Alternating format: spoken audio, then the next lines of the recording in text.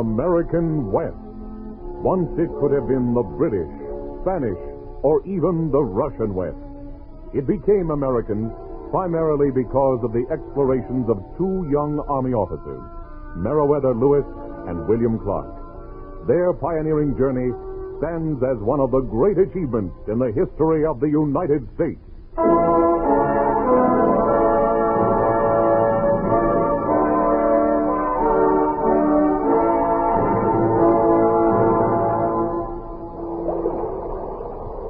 Watch that sail, Cruzat.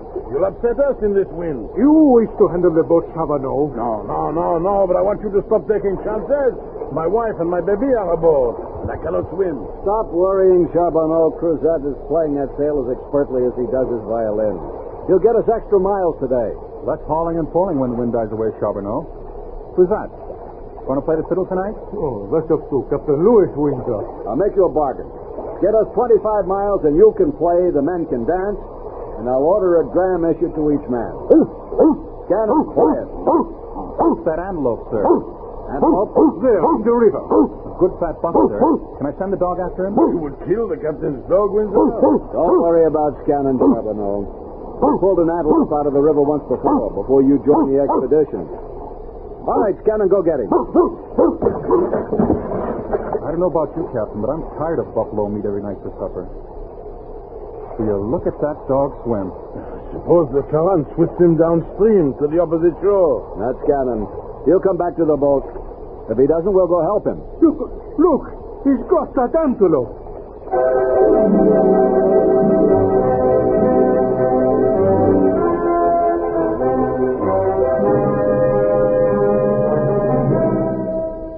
Horizons West, the continued story of the Lewis and Clark expedition. Now with Harry Bartell as Meriwether Lewis and John Anderson as William Clark, listen to Chapter 4, Into the Unknown.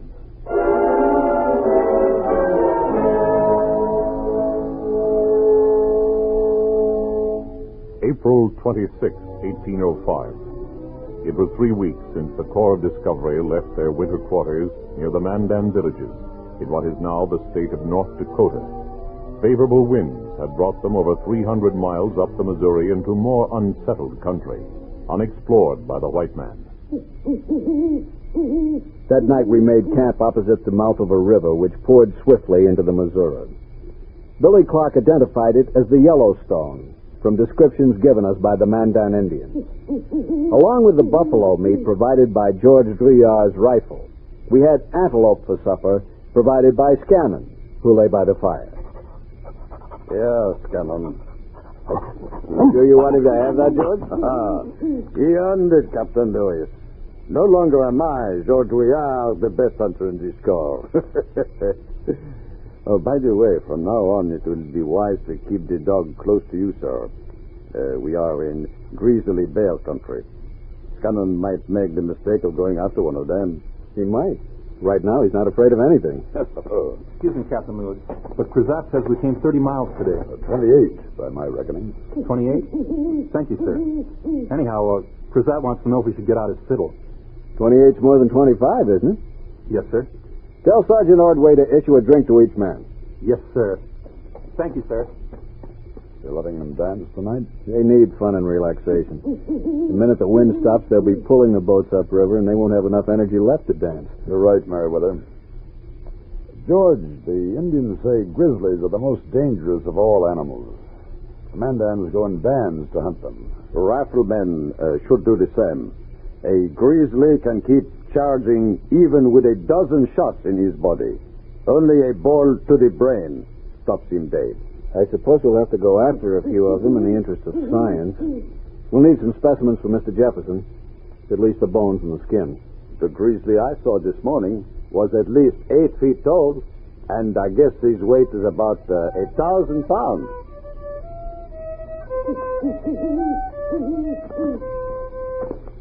Excuse me, Captain Lewis, but I brought a dram for George Dreyar. Thank you, Windsor. Thank you. Where's mine? Where's Captain Lewis's? But Captain Lewis said issue whiskey to the men. Officers aren't men? Well, yes, sir. I mean, no. You know, Windsor, officers can be human. Bring us some, too. Yes, sir. I hope they're having a good time. You can tell that by looking at them. Billy, it's kind of miraculous the way they can forget both past and future ordeals for the joys of the moment. The next day was without wind, but the current thrust at the boats with undiminished power. Billy Clark ordered men on the oars and the poles, and stout lines, some of rope and some of elk skin, were run from the prows of the boats to the shore, where men strained on them to pull the boats upstream. All right, men, put your backs into it. Because we all shared the work equally, I put my back into it, too. Watch it, Captain Lewis. Prickly pear up ahead. I know, Windsor. All right, heave! Heave! Ho! Backs into it there, backs into it. Heave! I went through the prickly pear because it was the only path a man could follow and still keep the power of his legs and back into the tow rope. I felt the thorns jabbing through my tough buffalo hide moccasins, and I almost indulged myself in the luxury of crying out in pain. Instead, I arched my muscles against the rope across my shoulders, and within a couple of hours I had forgotten the pain in my feet in favor of the pain in my lungs. All right, men. Tie the boats. Take yourselves a rest. Windsor and I tied our boat and then flopped to the ground. Immediately, he got out his knife and began digging the thorns from his feet. 12 of them, Captain. I sure hope the next stretch is muddy. Yes, I got you beat by 5, Windsor. 17? You better hope it's muddy, sir.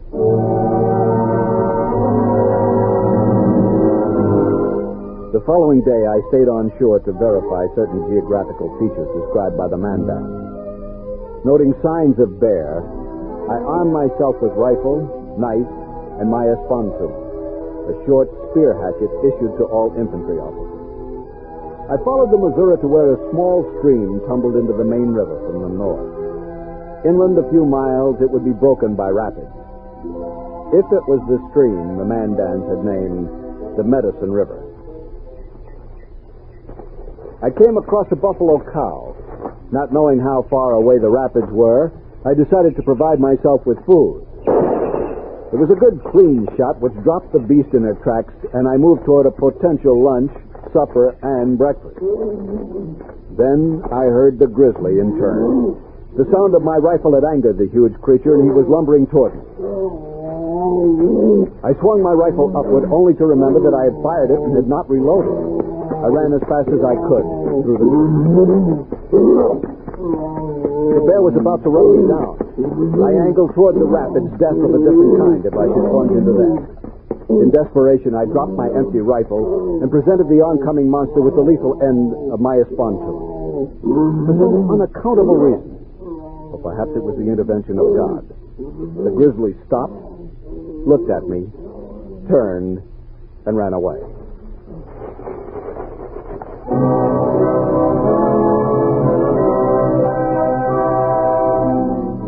I reloaded my rifle and moved on upriver.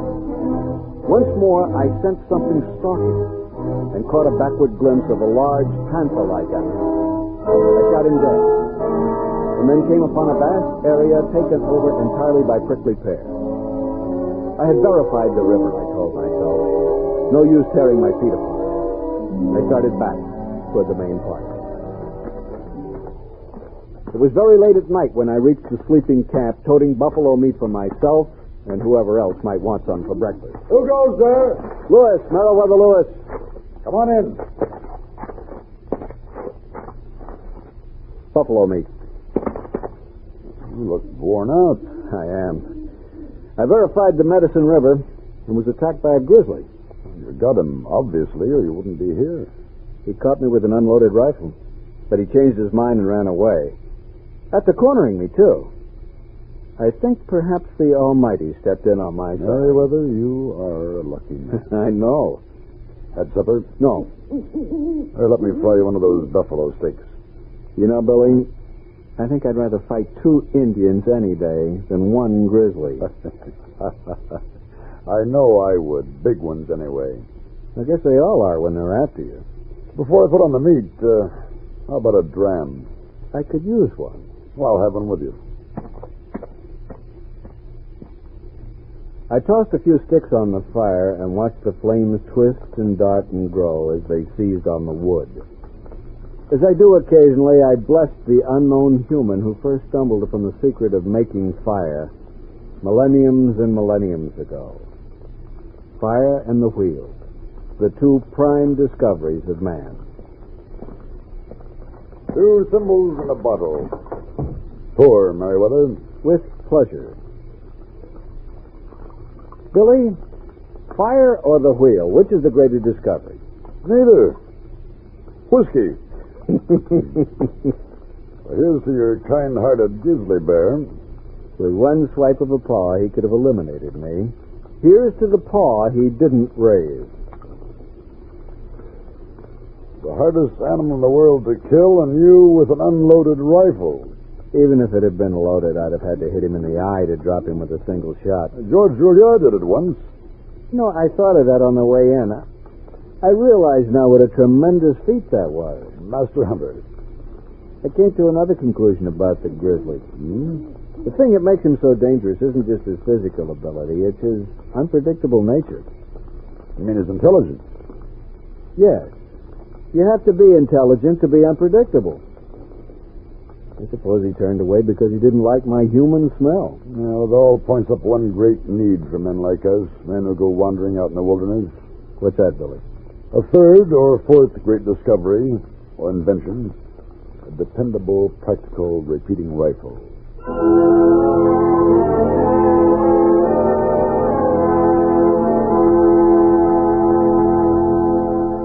For days, adverse weather conditions continued, and we were forced to use the tow ropes constantly. Every man in the Corps limped about on sore and lacerated feet. Then, on May 14th, we were awakened by a breeze caressing our faces. Feel that, Meriwether? Praying it turns into a wind. Come on, everybody. Everybody up. On your feet. All right, let's go. By the time we pushed off from the shore, the breeze had quickened. Our sails filled, and we scudded along upriver. Any suggestions about playing sail, Charbonneau? Mon Dieu, Cruzat. Surely you can increase our pace. Surely you can extract more from so brisk a wind. The wind held. By noon, we were sure it would hold the rest of the day and maybe longer. And Billy and I broke a rule which we had followed until this moment. We both went ashore at the same time to catch up on the botanizing. That's a fine day. I'll have no trouble with the boats. With this wind, we'll have to walk a good 10 miles to catch up to their evening camp. Hey, Meriwether, look. I've never seen a grass like this. If it is a true grass. Sheath leaves. I'd say it is family Graminia, all right, but this particular variety is new to me, too. We better take a few specimens. Billy, it's a big white boat. They're in trouble. What's Charbonneau doing at the tiller? Into the wind, Charbonneau, into the wind! He can't hear you. We both continued to yell and ran down to the edge of the water, although those in the boat were too far away to pay us any heed. It was a frightening sight. Charbonneau made no move to control the helm, and the boat, at the mercy of the wind, capsized. Most of our medicines are in that boat. Then a fortunate gust of wind righted the large canoe, and Cruzat, pointing what certainly must have been a wet pistol at Charbonneau, made him take the tiller and obey instructions. Look at Sacagawea. Calmly, the Shoshone woman held her baby in the crook of one arm and used her hands to scoop up and save articles which threatened to drift away from the partially flooded boat. While the men bailed, Cruzat browbeat Charbonneau into beaching the craft. We ran down to the boat in time to keep Cruzat from attacking Charbonneau. Here, no, dog, I'll break your head wide open. Try it, Fiddler, try it. Stop it. All right, that's enough. That's enough. Yes, sir. I'm sorry, Captain, but you're right. You men, Fields, LaFage, Shields, McNeil, unload the boat. Put out the gear to dry. When's the start of fire? Yes, sir. Cruzat, I want to know what happened. Well, sir, I was in charge of the boat. I supposed either you or Captain Clark told Charbonneau to take the helm. Rouillard had it all morning, didn't he? Yes, sir. I assigned you to your post, Rouillard. Why didn't you resume it after the noon meal? Well, Charbonneau act like he belonged there. He say it was his turn at the tiller. After this, nobody assume anything without verifying it. Is that clear? Yes, Captain. Yes, sir. Charbonneau, did I say anything that gave you the idea I wanted you with that tiller? No, sir. Then why did you do it? Well, sir, boats fascinate me. I want to be in them. I want to steer them. I'll be all right except for a fear of the water. If you ever touch the sail or the tiller of a boat again without orders, I'll have you shot.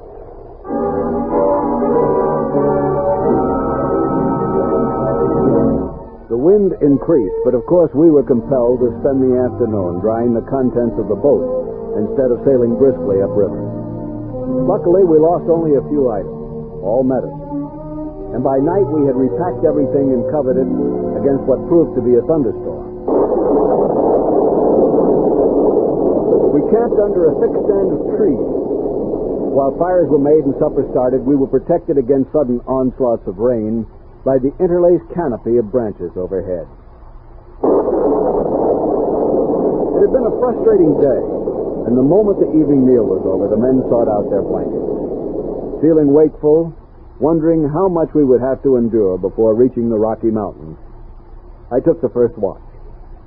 The camp was heavily asleep. I remained under the biggest of the trees where Billy Clark, George Gouillard, Cruzat, and several others were sleeping. Scannon lay near me. Scannon, be quiet. I want to wake the whole camp. The dog pushed to his feet. He stared at me, the tree, then back at me, as if he were trying to tell me something. Now the men about me were beginning to get up. I'm first Scannon and then me. What's wrong with that dog, Captain? I think we'd better get clear of the tree. Fast. All right, all the way, George. You're not in the clear. Yes, sir!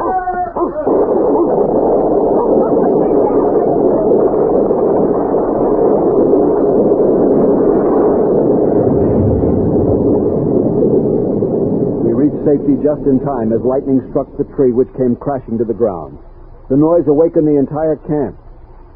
For a moment, while the others rushed to surround us, we who were directly concerned were silent. Then Cruzat managed to speak. Thank heaven we all got clear. It was Scannon. He kept at us until we moved. You mean that dog knew? Some dogs have a perception like a sixth sense. From now on, Scannon gets the choice of the meat that I shoot. The big dog stood there looking at us, his tongue lolling and his tail wagging. I showed him my approval by scratching his ears, and so did Billy. But the others just wanted to touch him, as if he were some sort of magic talisman.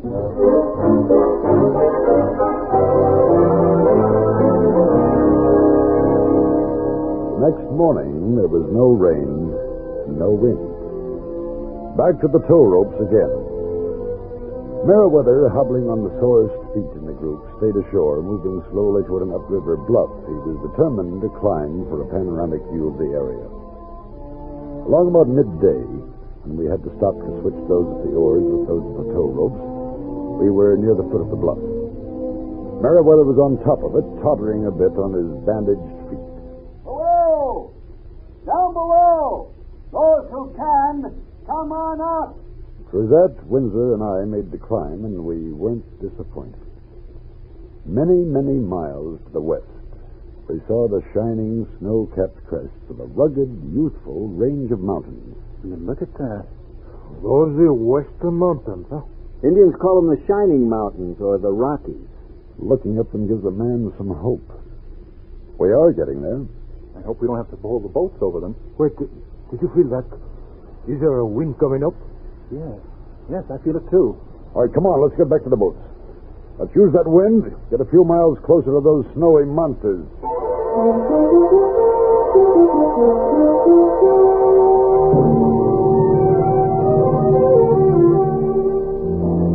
The evening of June 2nd, we reached a place where another river joined the Missouri, forming a sort of rough Y, with each fork approximately the size of the other. Looks like a problem to me, Meriwether. We're to follow the Missouri, but which is the Missouri? At this time of night, I don't know. Let's wait till morning. It's going to be a hard decision, night or morning. Let's bolster morale by asking Charbonneau to cook supper. Whatever weaknesses Charbonneau had, they had nothing to do with his culinary skills. Well-filled stomachs made us sleep easily, and we awoke to a morning which showed us our dilemma of the two rivers in bright sunshine. Now, whether both forks look about the same width, I judge they're about equal in volume of water. Either one could be the Missouri. We need to do a little reconnoitering. Most of the men are footsore and exhausted. We'll have to keep reconnaissance parties at minimum strength. 5 or 6 each. If you agree, I'll explore the South Fork with York, Sergeant Gass, George Shannon, and the two Fields boys. It's a fairly healthy group. I'll take Sergeant Pryor, Shields, Windsor, LaPage, Cruzat, and Drouillard. Might be a good idea if Sergeant Ordway moves camp to the spit of land between rivers. The men can rest and make new moccasins. Good. How far upstream do you want to go? Let's figure a maximum of 4 days. Well, that should tell us something definite. We assembled our respective patrols. In a few minutes after Billy Clark had started along the South Fork, I led my 6 men along the banks of the North Fork. This river seemed to be flowing in almost a north-south direction, through open plains-type country. It's the Missouri, Captain. It looks like that. Same old Missouri mud. And the same old prickly pear along the opposite bank. And you all think it's the Missouri because the water's muddy. The bottom, too, is earthy and soft. If it is the Missouri, how do you account for the north-south direction? The way to the Pacific is west. Sooner or later, it will turn west, sir. I wish I could be as certain as you are. George, you and Sergeant Pryor better move on ahead and shoot us some dinner. Yes, sir. What is your pleasure? Buffalo, elk, deer, bear, or waterfowl? How about prairie dogs? What, you mean that, sir? You better get a few just in case there's nothing bigger available. Yes, sir. As it turned out, Pryor and Drouillard shot elk along with the prairie dogs, but fussy appetite or not, I found I preferred the latter.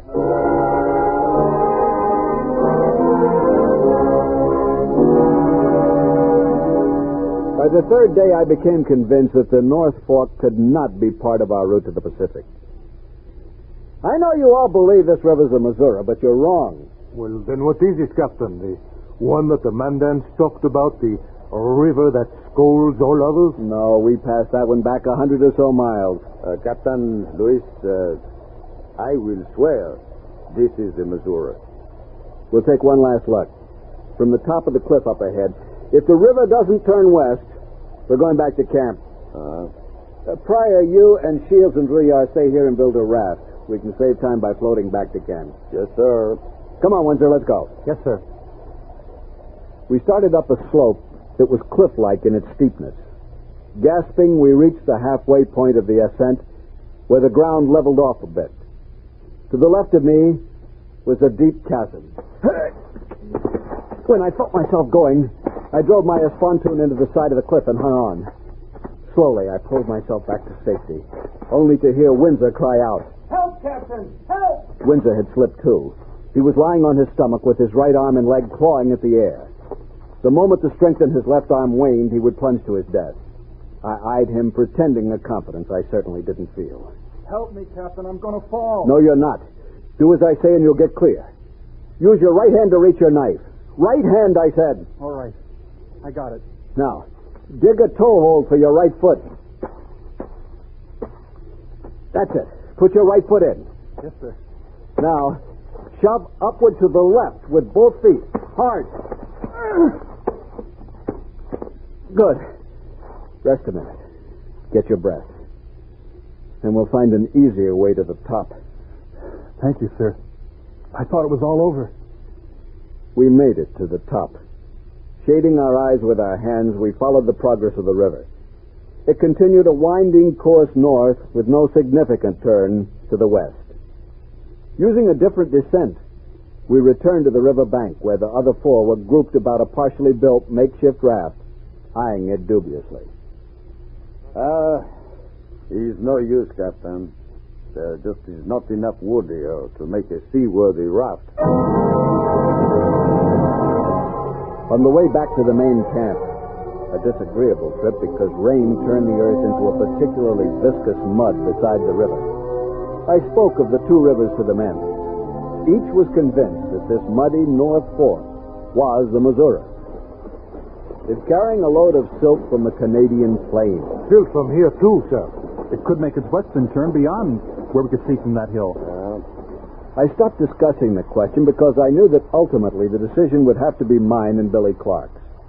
It was another command decision and a crucial one. An error in judgment, and we could be taken many hundreds of miles out of our way. And by the time we retraced our steps, it would be too late in the season to attempt the crossing of the Rocky Mountains. Cold, wet, and tired, we reached the main camp 2 days late. After a warm meal and a chance to dry out, I was ready to attack the problem of the two rivers. Men, move in here so Captain Lewis and I can talk to you.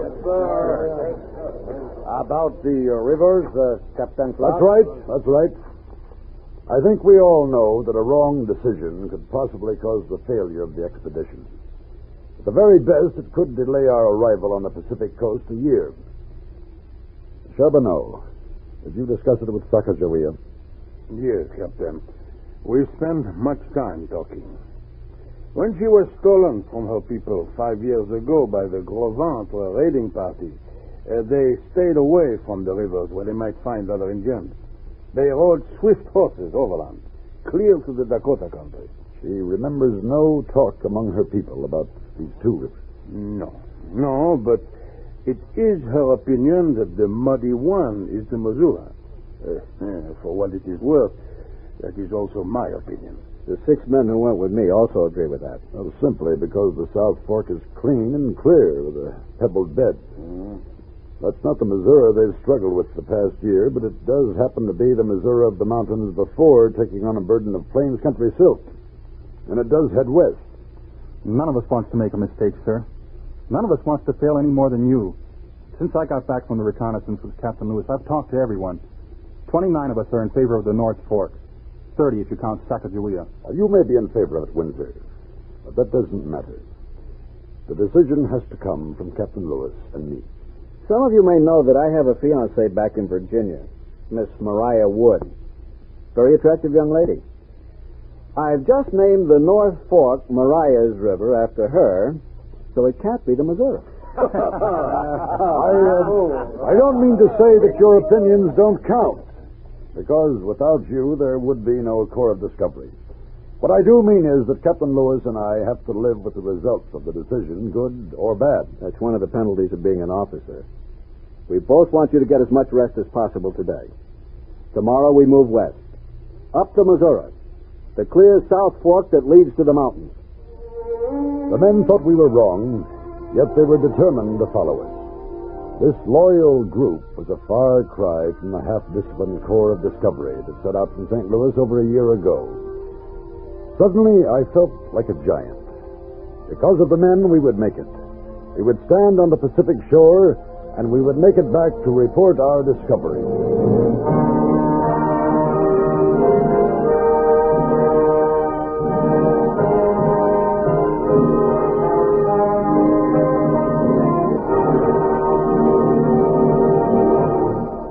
You have been listening to Horizons West, the continued story of the Lewis and Clark expedition. Chapter 4, Into the Unknown, starred Harry Bartell as Meriwether Lewis and John Anderson as William Clark. Featured in the cast were Carl Swenson, Sebastian Cabot, Don Diamond, Stephen Bell, and